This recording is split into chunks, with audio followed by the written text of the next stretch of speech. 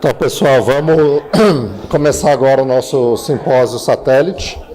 Queria agradecer ao pessoal da IOMED por ajudar a viabilizar o curso. Sem o apoio deles, não seria possível fazer. E o tema que a gente escolheu para falar, o Javier já deu uma pincelada aí na aula dele, essa complicação que recentemente começou a ser mais discutida, que é a explosão do metatarso pós-MICA.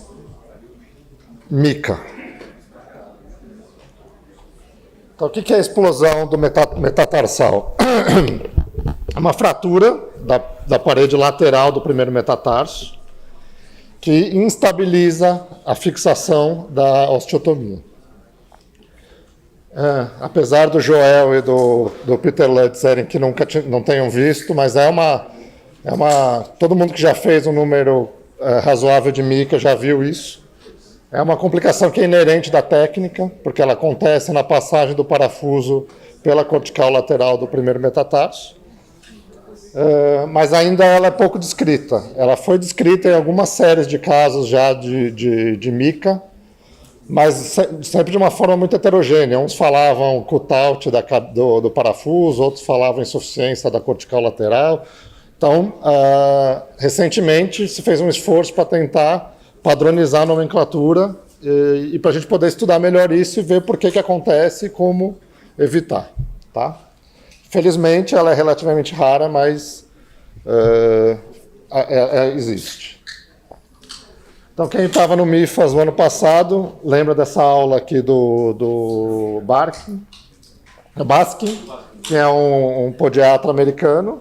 Foi o primeiro que tentou padronizar a descrição dessa complicação. Então, aquele trabalho, ele apresentou a aula no MIFAS e aí, recentemente, publicou o paper detalhando melhor o que ele encontrou naquela série lá de 500 casos, mais ou menos 500 casos operados e 16 casos de explosão metatarsal. Olha lá, tinha um cara parecido com o Javier ali. Para a gente entender essa explosão metatarsal, tem duas áreas de interesse importantes que a gente precisa descrever. Uma que ele chama de CAS, né? Que é a área de osso esponjoso onde vai ancorar a cabeça do parafuso. E a mais importante, que é essa CPZ, que é a área cortical, onde dá pega no parafuso na cortical lateral. E aí ele classifica em 3 tipos de fratura. O tipo 1, que é essa fratura que acontece na região distal da parede lateral do metatarso. Ela ocorre entre o ponto de saída aqui do parafuso e o traço de fratura corre para a osteotomia. E na fratura a gente vai ver, no raio-x a gente vai ver a fratura na porção lateral da cortical. Eles chamam de flex sign, que você vê o fragmentinho solto ao lado do parafuso. O tipo 2 é uma fratura completa do plano transverso, então a cortical lateral ela quebra no meio e o traço corre desde do ponto da osteotomia, da entrada do parafuso, corre para proximal até intraarticular na cunha metatarsal. E na radiografia o padrão característico você vai ver um duplo contorno do metatarso, depois eu vou mostrar. E o tipo 3 são múltiplas fraturas na diáfise. Geralmente o traço corre do ponto de onde o parafuso sai na cortical lateral até o ponto de entrada do parafuso e levanta uma asa de borboleta dorsal no primeiro metatarso. Tá? Então você vê melhor no raio-x perfil. É o caso mais grave, é que leva maior instabilidade, mas felizmente aparentemente ele é mais raro. Então essa aqui é a casuística do Baskin, foram 16 casos, 8 do tipo 1, 5 do tipo 2, 3 do tipo 3, com uma média de idade de 61 anos. Então, o que ele reparou? Então, lembrando que esse é o primeiro trabalho que descreveu isso. Tá? Então, baseado nessa série de 16 casos, ele tentou ver algum padrão para tentar identificar o que poderia aumentar a chance de acontecer essa fratura. Então, o que ele reparou? que em 43% dos casos que teve fratura, a passagem do parafuso na zona de ancoragem ela foi mais distal. Então, o ideal é a gente passar o mais proximal possível, mais perto da articulação, e evitar também passar distal. Por quê? Porque ele acha que quando você entra muito dorsal, o parafuso ele acaba ficando angulado em direção à cabeça, nesse sentido aqui. Então, ele fica dorsal na base do meta e fica plantar na cabeça.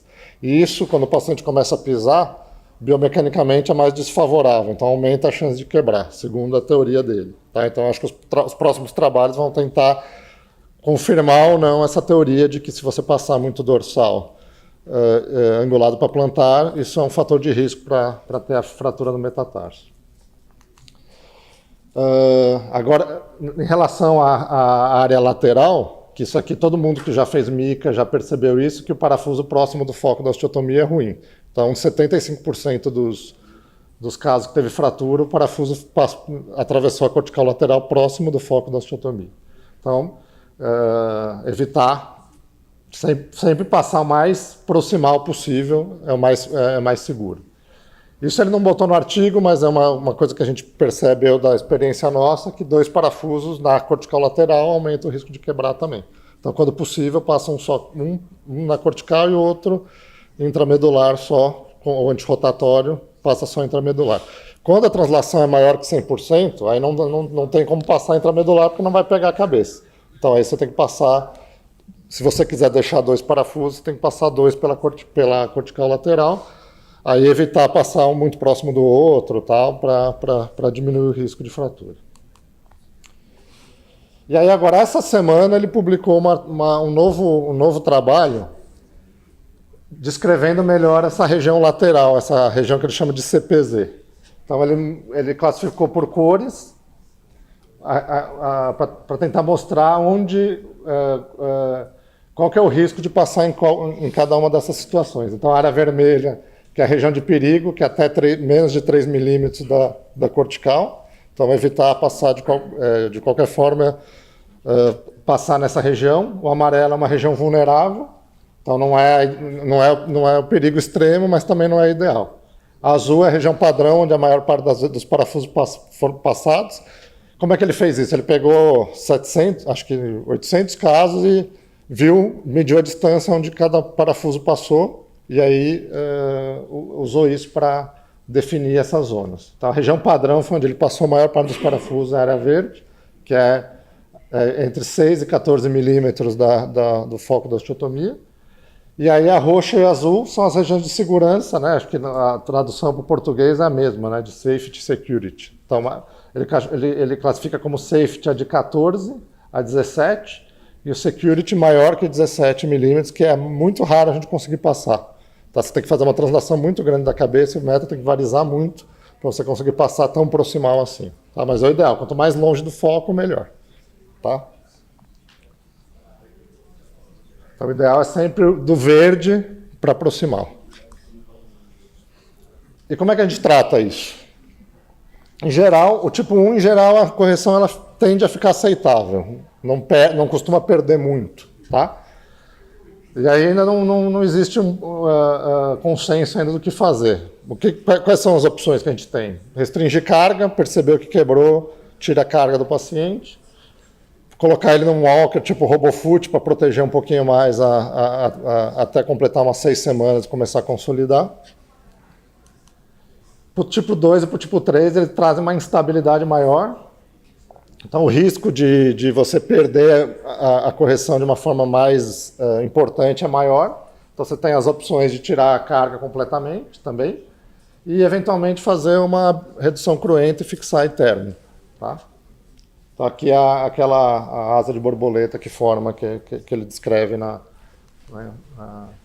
E aqui é um caso que ele põe no artigo, que ele fez uma redução cruenta e fixação externa de uma fixação de uma...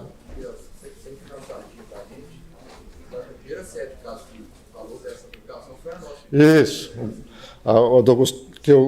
A série nossa de casos graves foi descrito de quebra da cortical lateral. Eu tinha a impressão que a primeira série grande dos ingleses não falava sobre isso, mas tem alguma... No artigo do Basque ele fala que ele fala como que é soltura do parafuso, tá? Ele imagina que seja isso, tá? Então, acho que o principal mérito desse artigo falar, ó, pessoal, isso aqui existe e a gente precisa padronizar isso aqui, estudar melhor para evitar, tá? E aí, o que ele conclui no artigo? Que a etiologia multifatorial, fatores do paciente são muito importantes, tá? Isso eu vejo nos casos que eu tive.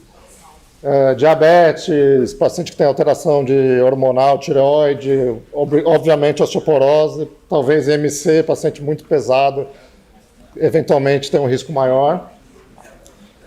Ele discute essa questão da carga no pós-operatório. Talvez nem todo paciente seja possível liberar carga imediata. Isso é uma coisa que talvez a gente tenha que rever com o tempo. Paciente de alto risco, talvez valha a pena manter sem carga por um tempo. Isso é uma coisa que a gente vai ter que estudar agora para ver se isso de fato diminui a chance de ter a fratura. Os dois casos nós no trabalho, tem um paciente que operou os dois lados. Os dois lados, às vezes. Bilateral, o paciente não consegue proteger nenhum dos pés, né? Se ele está os dois casos operados, ele não consegue proteger nenhum. Então, acho que aumenta a idade. Ele fala em seleção dos pacientes do ponto de vista de saúde e adesão a um protocolo razoável de carga. Então, por isso a gente já imagina que ele não está liberando carga para todo mundo, que ele está segurando para alguns pacientes para minimizar o risco de acontecer. E uma outra coisa são os implantes concebidos para combater essas variáveis. Então, evoluir nos implantes para diminuir o risco disso acontecer. Então, uma coisa que eu acho que é interessante é você ter tamanhos de espessura de parafusos mais, além do 4 e o 3, você ter outros tamanhos menores, 3,5, como já existe, tá?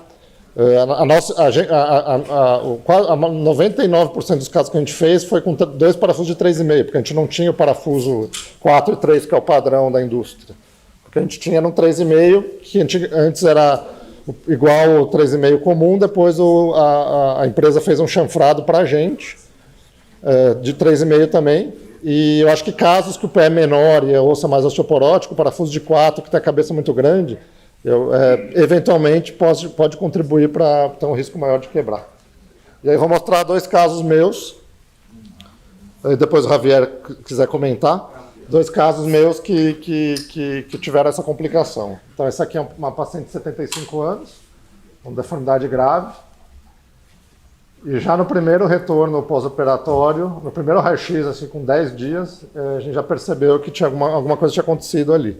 Então, o parafuso mais proximal, que deveria estar na área de ancoragem, ali na cortical medial, migrou para intramedular. E a gente vê que tem uma área de fragmentação ali no local onde tem o apoio da cortical lateral, onde a cabeça apoia na cortical lateral. Então, eu classifiquei esse aqui como um tipo 1. Tá?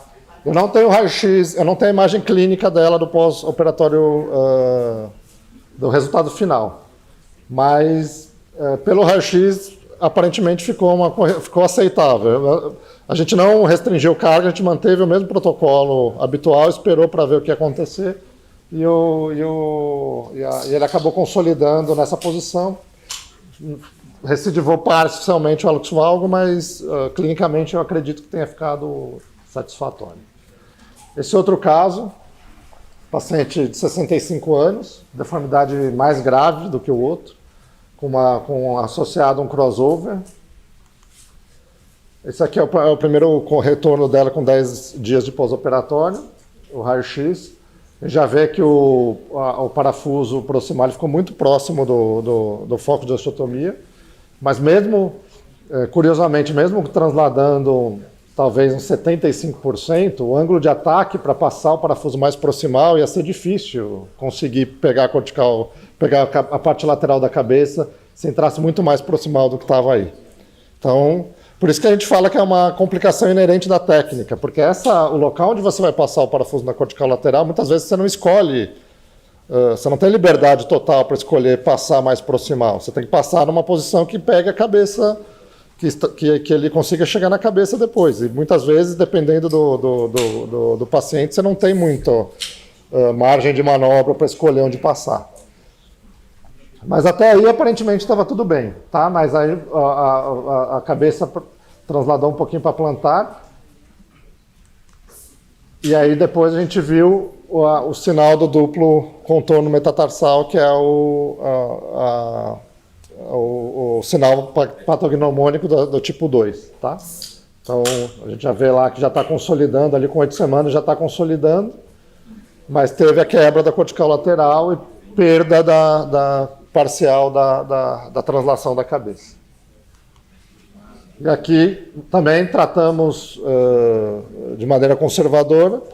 Essa paciente passou um mês atrás, com 1 ano de pós-operatório, super satisfeita com o procedimento, né? Até porque a principal queixa dela era o crossover em cima do hálito, que corrigiu bem. Recidivou parcialmente a deformidade, mas ela ficou bem, ficou muito satisfeita com o procedimento. E mesmo o parafuso migrando proximal, não está incomodando ela nem. Eu perguntei se precisava tirar o parafuso, ela não queixou e optou por não mexer. Então aqui o pré, o pós e o resultado final, tá? Então o que acho que é de mensagem final em relação a isso, a gente já está conversando de fazer uma série nossa. Talvez a gente tenha até mais do que esses 16 aí que o Baskin publicou, para tentar contribuir aí com o debate do que fazer e de como evitar. A gente não operou nenhum caso, não fez nenhuma reabordagem cirúrgica de nenhum desses pacientes. A maioria deles ficou com um resultado final relativamente satisfatório e optou por não fazer nenhuma reabordagem. Mas a gente precisa estudar mais para, pelo menos, tentar diminuir a chance de acontecer. Acho que é isso. Acho isso, Mick. Você indicaria fazer alguma coisa? Acho que é o caso que você... Então, acho que tem duas situações aí, Jordana. Uma é na hora que você percebe que quebrou, que você vai perceber. Tem casos até que na hora que você passa o parafuso, você ouve aquele barulhinho que ninguém gosta de ouvir, né? Você fala, putz, acho que... Só que você sempre acha que, não, vamos esperar, acho que não aconteceu nada. Então, e aí no primeiro retorno, no primeiro raio-x, geralmente já aparece. Então, aí você tem tomar uma decisão ali, se você faz alguma coisa imediato, ou se você espera consolidar e mexe depois. A gente nunca, como isso não estava publicado, a gente não sabia como lidar até agora. Então a gente esperou sempre porque a gente não sabia o que fazer. Agora, talvez eu tenha, num caso mais grave, que eu perceba que a evolução vai ser ruim, que vai perder mais, vai encurtar muito, eu talvez já indique hoje em dia intervir precocemente, caso aparentemente a evolução vai ser muito ruim. Mas normalmente a gente espera e se depois de 4, 6 meses o paciente achar que que ele não está satisfeito, aí sim faz uma intervenção mais tardia e corrige o que precisar corrigir. Depois o Zambelli vai querer falar, se puder levar depois.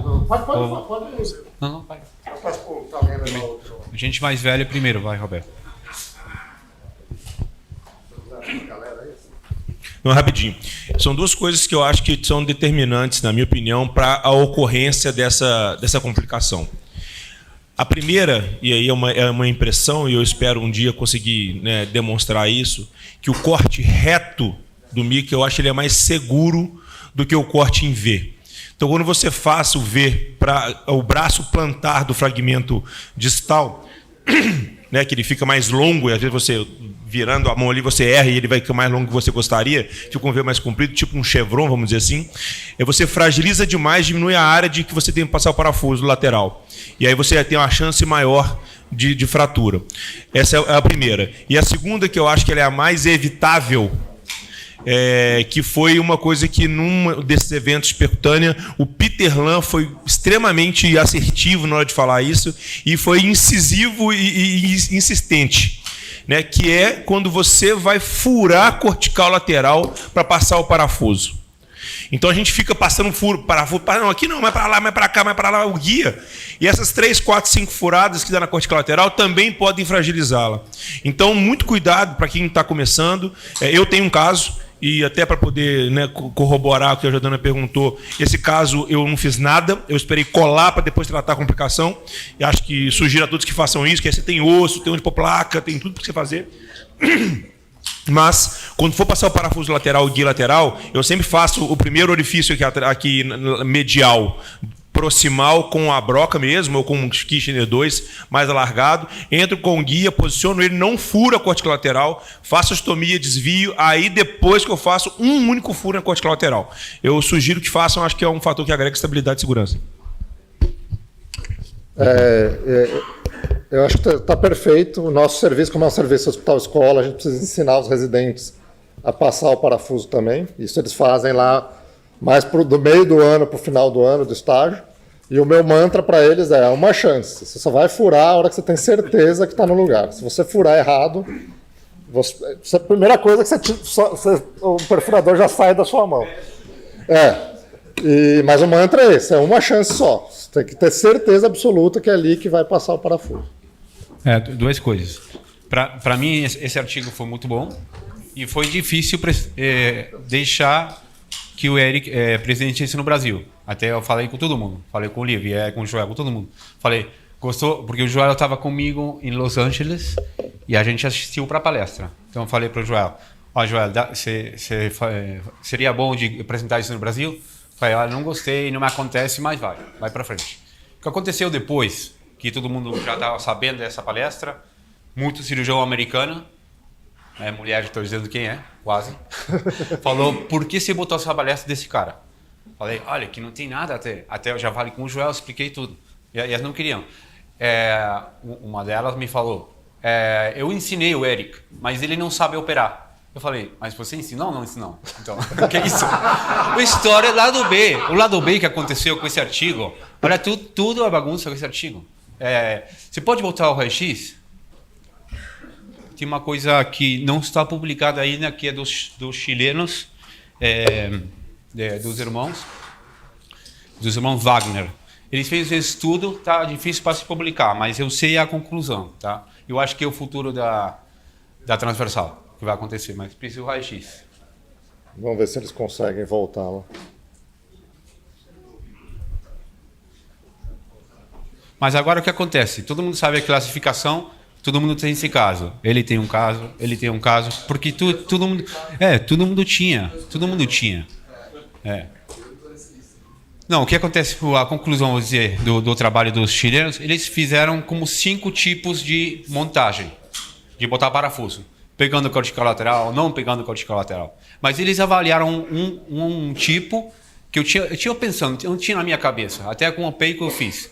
Eles pegaram cortical lateral da cabeça, não cortical lateral. E é a mesma estabilidade que a cortical lateral da diáfise. Eu falei, isso é o futuro da percutânea. Pegar a cortical lateral da cabeça, não cortical lateral. Então não vai ter nenhuma dessas complicações. Acabou. Eu acho que esse é o futuro. Mas a fixação tem que ser mais gestal. Não é essa. Isso aqui é opinião pessoal. É outro.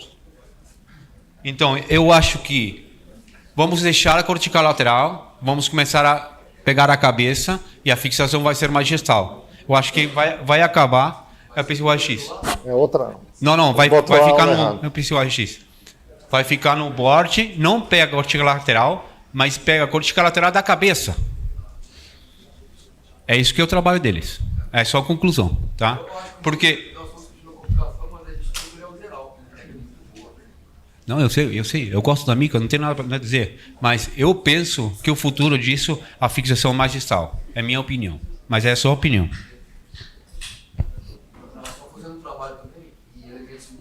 Fala no microfone. A gente tem um trabalho em elementos finitos que nós estamos escrevendo. E a gente comparou vários tipos de fixação também. E as fixações que não pegam a cortical, não é bicortical, elas são bem mais instáveis. Lógico, elementos finitos têm vários viés e tal. Eles têm menos estabilidade e tal. Por isso que eu estou falando que eu não sei se... Mas estou dizendo isso. Esse parafuso, um pouco mais de sal. Um pouco mais oblíquo e pegar essa cortical. É futuro. Estou falando agora. É o futuro da percutânea. Estou falando agora. Está todo mundo escutando. Falando que não é. Muito bem, pessoal. Eu vou continuar aqui o simpósio, então, da IOMED Tech Import. E na verdade, eu vou falar, não vou dar uma aula de mica, então não vou dar tantos conceitos. O que eu vou falar é sobre algumas dicas técnicas de problemas que talvez vocês possam enfrentar, ou dilemas que vocês podem enfrentar quando vocês forem fazer a técnica no paciente de vocês. E, obviamente, que esse aqui é um simpósio remunerado e eu tenho um viés sobre o que eu vou falar agora. Então, a gente vai falar, em primeiro lugar, né, a mica pode ser ou não associada ao DMO, né, a osteotomia dos metatarsais laterais, né? E essa osteotomia, a questão que se impõe a gente muda o mica quando você faz ou não o DMO, né? Eu preciso fazer o DMO antes ou depois do mica? E é isso que a gente vai conversar agora, né? Se você faz o DMO antes, você pode ter um espaço maior para corrigir a translação lateral do meta. Então, existem alguns casos de pé metatarso adulto em que, se você fizer a osteotomia do DMO, você ganha espaço para levar a cabeça metatarsal do primeiro meta para a lateral. É óbvio que, para isso acontecer, você não pode fazer uma osteotomia que seja muito distal, que seria o lugar convencional de fazer o DMO. Então, para isso, eu quero mostrar um casinho para vocês, que é esse caso de uma deformidade, um hallux valgus grave, numa pessoa idosa, e que ela tinha um metatarso adulto associado. Veja como os metatarsais laterais, eles se aproximam muito da parte da borda medial do pé. E qual que é a característica desses pacientes? São aqueles pacientes que têm deformidade em hallux valgus grave, mas em que o intermetatarsal é estreito. E que não cai na classificação, né? Que a classificação fala que quanto mais grave, maior o intermetatarsal. Mas este pé é um pé muito grave, é um pé muito difícil de ser corrigido, e porque ele é um pé associado, hallux valgus grave associado a um metatarso adulto. E como foi a solução, então, para que isso pudesse ser corrigido? A ideia é fazer um DMO bem mais proximal. Como vocês veem, é um DMO diafisário na parte distal da diáfise, do terço médio para o distal da diáfise do segundo metatarsal, terceiro e quarto. Então a gente faz esse DMO bem mais proximal do que o habitual, e quando a gente faz esse DMO mais proximal, nós podemos fazer então a osteotomia do chevron, né, o braço metafisário do mica, e quando você faz isso, você ganha espaço para transladar a cabeça do metatarsal para a lateral. Isto é uma maneira de você corrigir o pé metatarso adulto. Ao invés de você fazer uma outra osteotomia de base ou uma osteotomia diafisária, você transforma um problema complexo numa solução mais simples, sem ser simplória. E daí sim a gente consegue corrigir, e esse é o tipo de translação que a gente conseguiu, uma translação bem maior do que 100 graus, talvez 100%, talvez 130%, 140%, foi a maior translação que eu fiz já do meta. E com o passar do tempo, você vai vendo que vai formando a cortical lateral e a cortical medial dos metatarsais laterais, elas vão sendo absorvidas. Eu já vi o raio-x dela, eu perdi o raio-x dela, vou ter que chamá-la de novo para fazer um raio-x, mas com o passar dos anos, depois de 2 anos, ela parece que não foi feita uma osteotomia lateral, os metatarsais laterais eles ficam retos novamente. Mas isso aí vocês têm que acreditar em mim, ou então um dia eu tenho que trazer para vocês verem isso. Então eu recomendo realmente que vocês façam o DMO mais proximal, naqueles casos de metatarso adulto, antes de fazer a transação do mica na cabeça do metatarsal, do M1, para que você possa obter uma correção que seja mais acentuada desses casos. Uma discussão, né, que está bem em voga agora, né, se a osteotomia M1 ela é reta, ela é em chevron. Quanto mais fechadinho for o seu chevron, mais difícil vai ser. Que é o que a gente fazia, né, quando na cirurgia aberta, a gente fazia uma osteotomia, um chevron estreito. Por quê? Porque dá mais estabilidade. Aqui você não precisa da estabilidade. A estabilidade vai vir com parafuso 4.0, robusto, muito forte. Passando em corticais muito espessas, seja a cortical lateral do meta ou a cortical lateral da cabeça do meta, como o Javier acabou de comentar agora. Então você pode fazer um chevron, mas um chevron bem alto, bem largo, bem amplo. As duas pernas têm que ser bem abertas. Eu aprendi fazendo chevron, eu continuo fazendo chevron, mas é um chevron que é quase uma osteotomia reta e não é ele não tem nada parecido com o chevron da cirurgia aberta. E uma questão que as pessoas estão começando a falar, onde eu vou fazer, né? Então o que eu fiz aqui, eu coloquei um monte de hallux valgus e aí é onde a gente faz a osteotomia. E o que chama atenção em todos esses pontos? Eles são perpendiculares ao eixo do segundo metatarsal, né?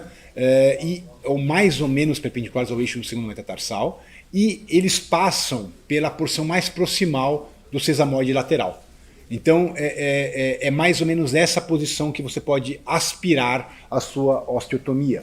Ela é um pouquinho mais proximal ao ponto em que você começa a fazer a curvatura da concavidade máxima do colo do metatarsal.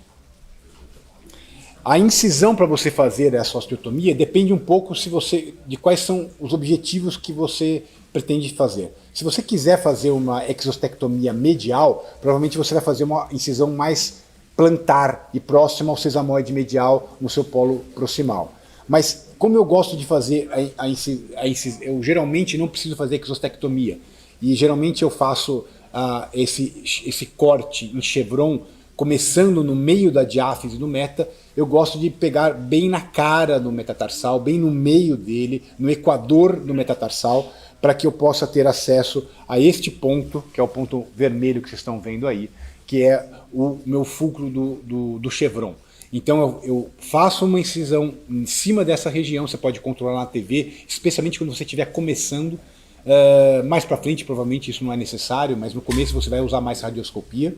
E daí você abaixa a sua mão para fazer o corte dorsal e você levanta e anterioriza a sua mão, levanta e vai para distal a mão para fazer o corte que é mais plantar. Uma outra pergunta que as pessoas sempre fazem é a largura da fresa. Mas qual fresa que eu uso? É 2.2, é 2.0, é um pouco maior, mais larga? E uma característica muito importante da população brasileira é que nós temos muitos fenótipos, os biotipos são muito distintos. Então, se você vai operar aquela senhorinha que mede 1,44 m e você vai operar o alemão que mede 2,10 m, a fresa não é a mesma.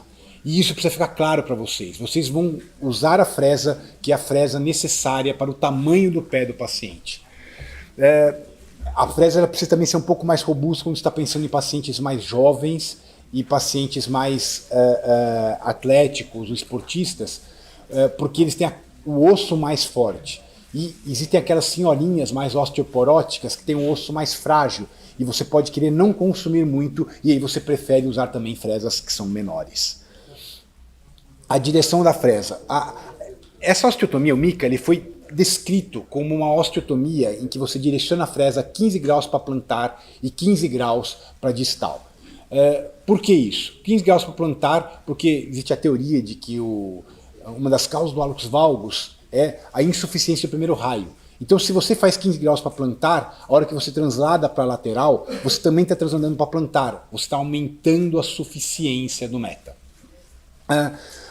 Se você faz uma osteotomia que ela é 15 graus para distal, você vai alongar a mesma quantidade de osso que vai ser consumido pela sua fresa. E isso é um aspecto importante. A fresa ela consome osso, é diferente da osteotomia aberta. E eu falo isso o tempo inteiro, né? Porque tem muita gente aqui que está acostumada a fazer cirurgia aberta e veio aqui para entender qual que é da percutânea. Não tragam os mesmos conceitos. Vocês precisam mergulhar na percutânea para começar a fazer percutânea direito. Se vocês quiserem fazer percutânea com os mesmos conceitos da cirurgia aberta, vocês vão misturar as técnicas, vão ter maus resultados e daí vão falar que a percutânea não funciona na mão de vocês. Então é importante realmente abandonar alguns dos conceitos da cirurgia aberta quando você vai fazer a cirurgia percutânea ou quando você começa essa trilha da cirurgia percutânea. A ideia é que você tem que consumir um pouco. O Baruch já falava isso, né? Deixa eu mostrar aqui para vocês. O Baruch já falava isso. Para que você corrija o hálux valgus, você tem que descomprimir a cabeça. A base da falange proximal, ela não vai medializar na marra. Ela só vai medializar se você ganhar espaço. E ganhar espaço é encolher, é encurtar o metatarsal. E isso é uma coisa que a cirurgia percutânea tem uma grande capacidade de encurtar o metatarsal para que você possa ganhar o espaço necessário para que a falange ela fique na frente do metatarso e não valga e não pradistal, e não lateral. Quando você vai usar então a sua fresa, eu costumo, veja que a fresa pode ficar em qualquer uma dessas posições, eu costumo fazer mais ou menos perpendicular ao eixo do segundo osso metatarsal, porque daí eu vou encurtar pouco, eu vou encurtar só o quanto é consumido pela fresa. Se eu precisar encurtar mais, casos muito graves, você pode partir para uma fresa que é mais obliquada para proximal, mas isso é incomum, isso não é frequente. E o que realmente é bem mais raro é você inclinar para distal, porque daí você vai alongar o primeiro meta e isso pode dificultar a redução da sua deformidade em valgo durante o transcorrer da cirurgia. Mas se você fizer isso, a gente vai comentar daqui a pouco uma maneira de resolver esse assunto. Aqui, ó, errei, fiz a osteotomia e alonguei o primeiro meta. E agora? Então aqui é um caso que eu tinha feito e o que fica claro nesse caso aqui é que a hora que eu posicionei a cabeça do primeiro meta para a lateral, eu faço um teste com a falange, com o hálux. E eu tento ver se o hálux já assume a posição normal. Muitas vezes, se você está com a cabeça do primeiro meta na posição correta, você olha para o pé e o pé já está corrigido, você não tem que fazer mais nada. Mas às vezes existe uma tensão de partes moles laterais, especialmente naqueles casos mais crônicos, com deformidade mais intensa, e você precisa fazer ou tem um hálux valgus interfalângico muito acentuado que você está planejando fazer o waking, e o waking a gente faz quase sempre, mas quando não corrige direto, você pode varizar a metatarsofalangiana e observar o grau de tensão. E esse paciente, foi isso que aconteceu. A hora que eu varizava, eu tinha que colocar muita tensão para corrigir a deformidade em hálux valgo.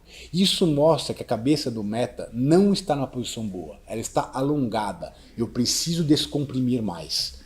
E como é que eu faço então? Como é que eu faço para descomprimir uma osteotomia que acabei de fixar provisoriamente com o fio de Kirchner? Você tem que encurtar o meta. Então você vai lá, você puxa o fio de Kirchner, você volta ele, você vai ganhar, você introduz novamente a sua fresa e você começa a comer a região do meta que está associada ao alongamento, que é sempre a cortical lateral. Então você começa a consumir, pelo mesmo lugar onde você fez o seu chevron, a cortical lateral. E você consome o quanto for necessário para que você possa reposicionar a cabeça do metatarsal e daí sim você ter uma posição que é melhor. E veja que a gente aqui colocou, e agora nós já sabemos que está praticamente sem tensão nenhuma, que mesmo sem eu colocar a minha mão, a falange já está praticamente na posição correta. E aí basta eu fazer um waking que vai alinhar completamente o meu metatarsal. Então aqui como era antes, como era depois, veja o grau de tensão em valgo enquanto estava alongado, é a figura da esquerda, e veja o grau de correção quando a cabeça do primeiro meta está na posição correta e o primeiro metatarsal não está alongado, está no comprimento correto, que é um pouco encurtado. A tensão das partes moles laterais ela diminui. E muitas vezes você nem precisa fazer nenhuma capsulotomia lateral, não precisa fazer liberação das partes moles laterais. E daí você continua na sua cirurgia. Qual é a manobra de redução? Né? A manobra de redução ela é obtida através da introdução de um dispositivo de maneira intramedular. Então, através do seu mesmo orifício que você fez a sua osteotomia de chevron, você vai fazer a introdução intramedular de uma fuça, uma pinça de redução, um Roman bem estreito ou um Kelly. E cada um de nós prefere fazer de um jeito. O importante é que quando você faz essa introdução, você use a mão para você supinar o primeiro metatarsal. Por que é importante supinar a falange, supinar o hálux? Por quê? Porque isso vai fazer com que você consiga corrigir o componente de pronação do hálux. Então já tem muitos trabalhos mostrando isso, e é o que a gente costuma fazer também. Aqui é um caso de um lapidus aberto que foi feito, mas eu queria mostrar para vocês que olha o tipo de correção que é obtida, em que a cabeça deixa de ser esférica e os sesamoides deixam de ser luxados, para uma cabeça que ela é mais quadradinha, especialmente a cortical lateral, ela tem um ângulo em relação à cabeça metatarsal, e os sesamoides estão localizados agora debaixo da cabeça do meta.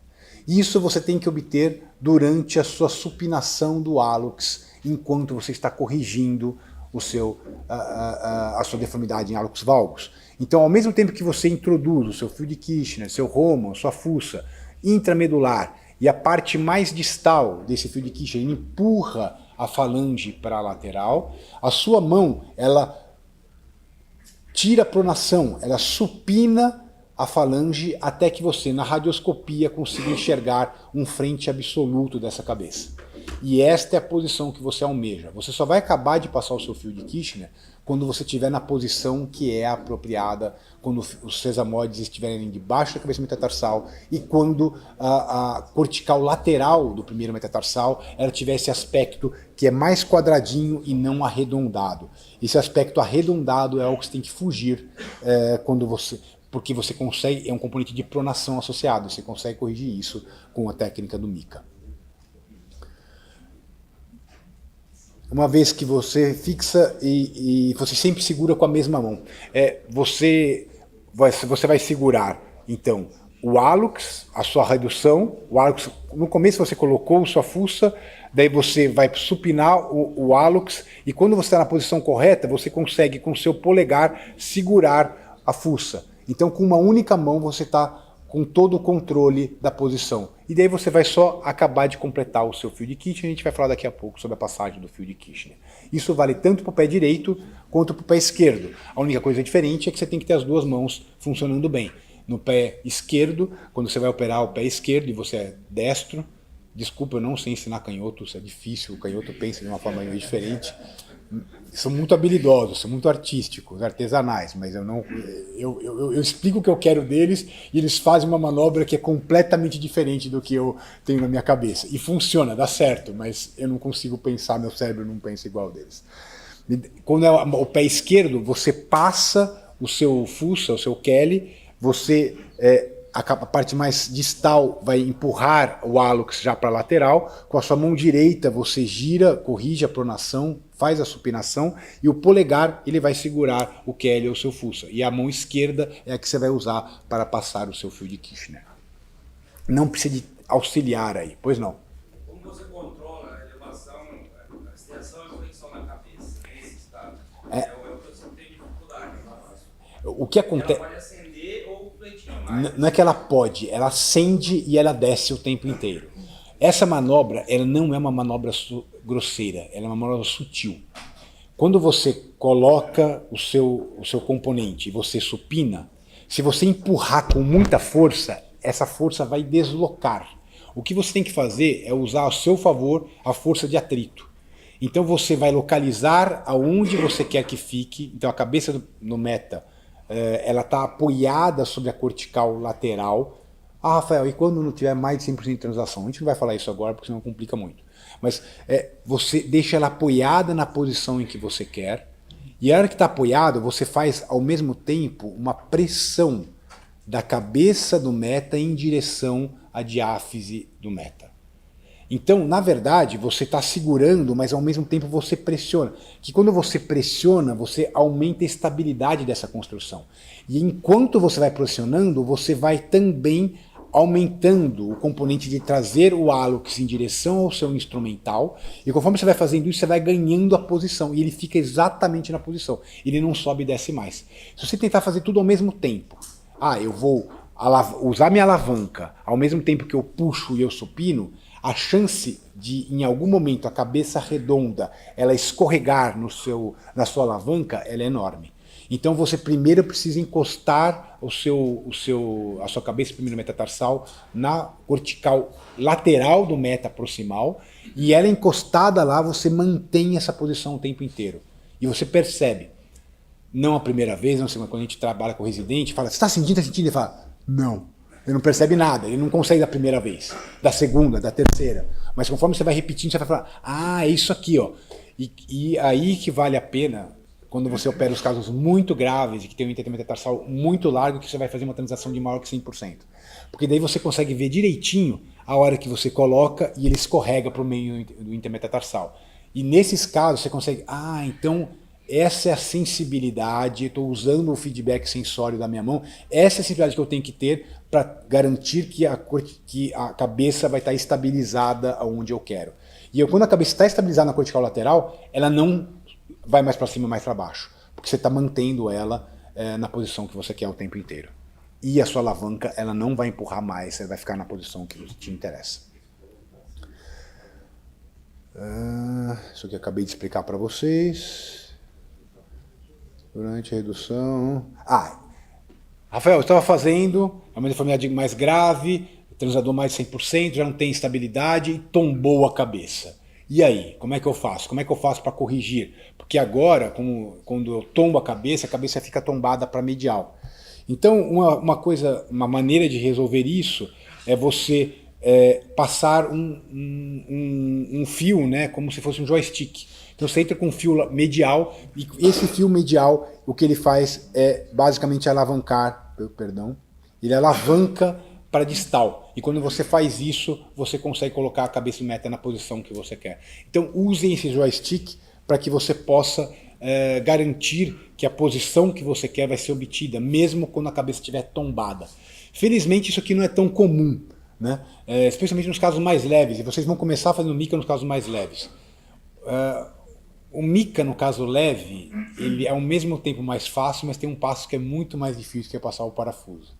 Quanto mais aberto o intermetatarsal, melhor o seu ângulo de ataque, mais perpendicular à diáfise o seu ângulo de ataque, então mais fácil ele é de ser feito. Quando você tem um pequeno, você provavelmente não vai conseguir passar os dois parafusos do mica, e você pode, na verdade, passar um único parafuso, mais ou menos diafisário, e ele é suficiente, mesmo porque é uma osteotomia que ela mexeu menos com as partes moles, então tem uma estabilidade suficiente com um parafuso. E importante sempre controlar no perfil, né, que é a pergunta que... Como é que é o seu nome? Valse. O Valse fez para ter certeza que não há nenhuma transação dorsal e plantar. Você, sempre que passa o fio, você checa no frente, checa no perfil, garanta que as coisas estão no lugar correto antes de passar o parafuso. O parafuso é uma chance, é o que o Miguel falou. O fio de quiche você pode passar algumas vezes, mas o parafuso é uma chance só que você tem. E justamente essa é a etapa mais problemática da cirurgia, né? Uma coisa é você reduzir e outra coisa é fixar. E a fixação, ela depende desses parafusos muito robustos num osso que não é tão grande assim. E tem muitas técnicas desenvolvidas por muitas pessoas diferentes. Então vocês vão encontrar isso. Aqui é um resumo de todas as técnicas. A gente tirar foto, eu tiro disso. E daí vocês vão, na verdade, buscar a técnica que funciona melhor para vocês. Eu testei todas. E o que eu percebi é que a primeira técnica que eu comecei fazendo hoje é que sai melhor na minha mão. Que é passar primeiro o fio guia, mesmo sendo o fio guia mais fino. Você aprende a usar esse fio guia, você aprende... Quando eu tinha 2 semanas e meia de R1, chegou uma fratura exposta de falange de mão no meu plantão. E eu era R1, eu pedi pro meu R2, posso fazer? Você quer fazer? Vai lá, vai sozinho. E me deixou sozinho lá, eu e o anestesista e um interno. E era uma fratura transversa de falange proximal do segundo dedo. E eu fiquei 55 minutos tentando passar 2 fios cruzados. E eu não consegui. E daí veio o R2, até agora não conseguiu. Daí ele veio e em 30 segundos ele passou os 2. E eu saí completamente desapontado e pensando, vou desistir disso, eu não tenho nenhuma chance de dar certo na ortopedia. Vou fazer psiquiatria, infectologia, qualquer outra coisa. Existe uma curva de aprendizado para todos os procedimentos. Inclusive para passar um fio de Kirchner fininho, mole, na cortical dura, medial, e eles entrar na cortical medial e ele chegar na cabeça do meta. Isso vale primeiro para cirurgiões experientes, mas que nunca fizeram mica na vida. Então os primeiros casos vocês vão demorar mais. Vão falar que essa cirurgia é tão mais rápida, tudo não, vai demorar, vai demorar. Não vai demorar para fechar, porque não vai ter muita coisa para fechar, são só os pontinhos. Mas a técnica ela pode ser mais lenta do que você gostaria no começo. Você tem que ter paciência consigo mesmo. Tem que aceitar o que você está, aquele momento onde a sua mão consegue fazer, até que haja integração de todos os neurônios e você comece a conseguir passar de uma maneira mais rápida.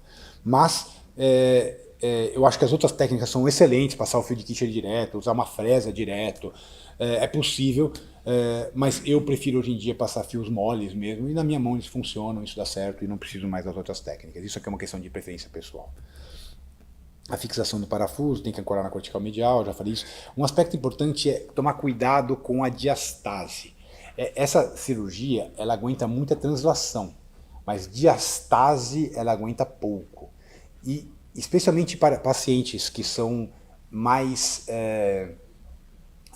com osso melhor, e se você não brocar a cabeça do meta, você pode começar a empurrar a cabeça do meta. Eu não broco nunca a cabeça do meta, então como é que não dá diastase? É a técnica que a gente aprende de você fresar enquanto você macheia. Na verdade, o parafuso ele é um parafuso automacheante. Então se você ir devagar, você avança um quarto de volta, avança meia volta e volta um quarto de volta, avança meia volta e volta um quarto de volta. Então você vai macheando a cabeça do meta e de tal maneira que um parafuso não empurre a cabeça metatarsal. E se ela não empurra a cabeça metatarsal, sua fixação vai ficar exatamente onde você queria que ela ficasse. Mas não tenta avançar rápido a cabeça do meta, a cabeça do parafuso, você vai segurando, você avança e volta um pouquinho, avança e volta um pouquinho, é como se estivesse macheando com a ponta do parafuso uma área que não foi brocada. Brocar idoso osteoporótico nunca. Alguns pacientes mais jovens talvez precise, mas é incomum. Geralmente essa cabeça do meta ela tem um osso suficientemente esponjoso para permitir você passar bem o seu parafuso, e esse parafuso costuma ser bem cortante. As primeiras gerações de parafusos eram piores, e talvez tenha algumas empresas que sejam bem piores, que são que a ponta delas é meio romba, e daí tem risco realmente de você empurrar. Então dá uma olhada, passa no dedo, se estiver tendendo a machucar, é cortante, provavelmente vai passar o osso também. O bico proximal tem que ser retirado. Esse bico proximal você não retira. Essa aqui é uma paciente que eu não retirei o bico proximal, essa do lado esquerdo. Eu tive que revisar só para tirar esse bico. E é um dos primeiros casos que eu fiz. E eu aprendi a tirar o bico com a equipe aí do Gabriel e do Miguel, que eles aprenderam com o Peter Lan, foi isso, né? E tem duas maneiras, né? Uma delas é você desbastar. Você pode fazer isso se for pequeno, e outra, às vezes quando é maior, você pode retirar. E como é que você retira? Você entra com a sua fresa paralela ao seu parafuso. Então você tem um parafuso, que é esse parafuso mais medial, que é um pequenininho. Então você vai ter um parafuso grande, um parafuso pequeno, e a sua fresa vai justa parafuso pequeno. Ela fura, acompanha, fica paralela a ele. E daí você abaixa a sua mão, corta a cortical dorsal, levanta a sua mão, corta a cortical plantar e fica solto esse fragmento. É possível você empurrar, eu não gosto de nada lá dentro, eu vou lá e tiro, não gosto de osso solto dentro do corpo, eu tiro esse osso e está resolvido, você tirou o seu bico. E o Aiken, eu gosto de fazer um Aiken que primeiro eu passo o fio de Kirchner, bem na pontinha. Esse fio de Kirchner entra exatamente no meio da proeminência, onde era a exostose, onde era a proeminência do hálux valgus.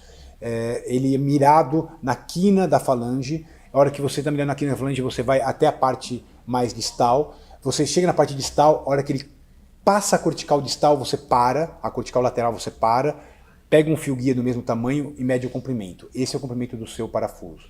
Daí você volta esse fio guia, daí você, você passa esse fio guia completa, passa a fresa, broca esse fio guia inteiro, tira a broca, daí você vai passar a sua fresa. Você volta o fio guia até a metade, passa a fresa, corta ela oblíqua, de maneira que o seu parafuso vai ficar perpendicular ao eixo da sua osteotomia. E uma vez que você ficou ele perpendicular à sua osteotomia, daí você passa o seu parafuso. E veja que eu passo o fio de Kirchner do outro lado e ele é segurado por um Kelly, é um fio de Kirchner bem fininho. e às vezes você pode dobrar muito a falange e ele pode quebrar. Então é importante você ter o controle medial e lateral desse fio de Kirchner para você não ter que abrir para buscar um fio de Kirchner que está no meio do osso e no meio das partes moles.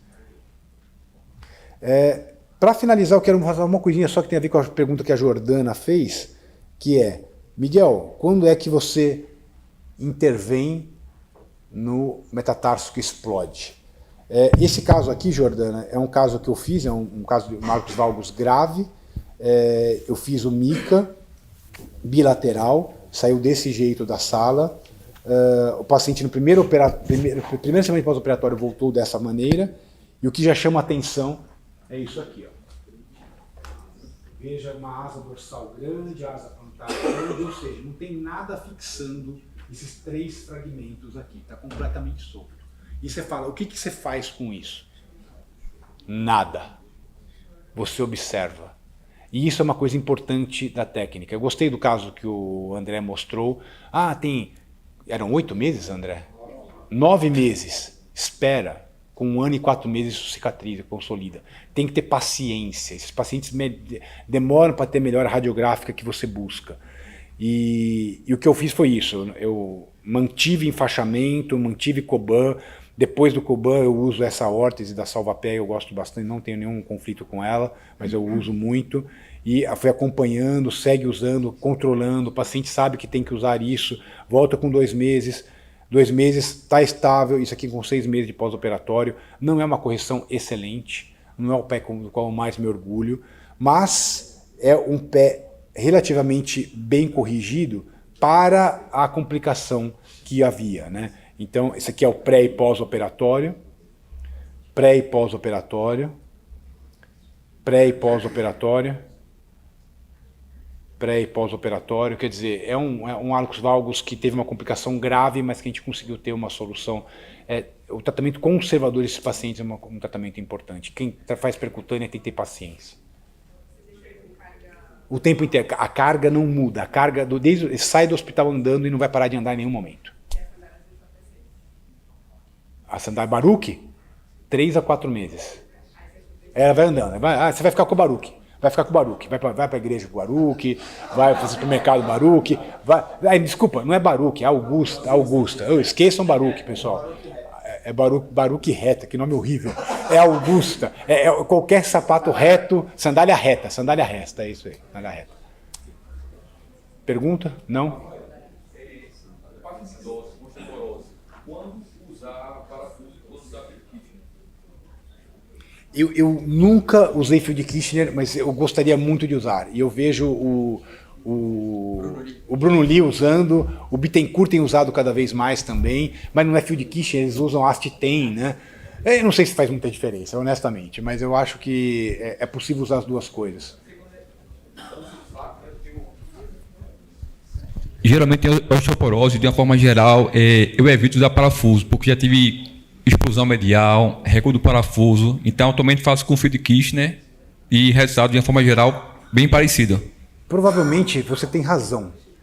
Eu uso parafuso porque quando eu vou operar um osteoporótico, eu sou um cara muito metódico na cirurgia. Eu sou chato, o Miguel entra comigo às vezes, eu demoro muito até ficar exatamente na mínima posição que eu quero. E eu sou muito cauteloso, sou extra cauteloso quando eu opero os osteoporóticos. Senão é isso, se você for muito rápido, a chance de você queimar uma etapa e empurrar o parafuso através do seu é enorme e aí vai dar problema. Posso só fazer um comentário? Eu acho que o Miguel falou, é um fator talvez de proteção, que é usar 2 parafusos 3,5, ao invés do 4 cabeçudo em paciente osteoporótico. A gente vai fazer esse trabalho aí com as nossas revisões, tentar achar fatores preditivos. Uma outra coisa também, quando vai passar o parafuso na cortical, dá para sentir que ele está na cortical lateral. E um pouco mais devagar, não ir com tanta força, eu acho que isso talvez seja um fator de... A gente não sabe ainda, né? A gente precisa sentar, olhar os nossos dados e tentar achar algum fator preditor. Mas que acontece, está nítido que acontece com todo mundo. Sabe bem pouca coisa, pessoal. Mas eu vou... Alguém quer mais uma pergunta? Existe uma insegurança em relação a quando a gente fala que a gente sabe bem pouca coisa de percutânea, especialmente para quem está saindo da cirurgia aberta. Mas conforme eu vou ficando mais velho na vida, mais eu vejo que o que eu achava que eu sabia quando eu aprendi a cirurgia aberta também não vale, entendeu? Então eu acho que a gente está caminhando para cada vez entender que a gente precisa de mais trabalhos, mais entendimento das coisas. Só complementar com relação aos fios. No início nós não tínhamos parafusos, os parafusos eram os mais variados, não havia parafuso no hospital público do SUS, então a gente usava fio de Kirchner. Então vai sair publicado agora, deve estar saindo na revista nossa aqui do Brasil, uma comparação, 2 parafusos, parafuso e 1 fio e 2 fios. E a conclusão com relação ao método de fixação, não houve diferença nenhuma, tá? Evidente que você tem que ter um pouco mais de atenção, porque o fio você vai tirar um pouco de tempo mais precoce, mas você vai ter que manter daí mobilizando com a sua bandagem. A conclusão do que o Lara acabou de falar, pessoal, não é que vocês podem fazer qualquer coisa. É que pode ficar ruim de qualquer jeito também, entendeu? Então, para ficar bom, não é a técnica de fixação, é a técnica de redução e estabilização. É o conjunto da ópera que faz diferença. Rafael, obrigado pela brilhante apresentação aí, realmente nota 10.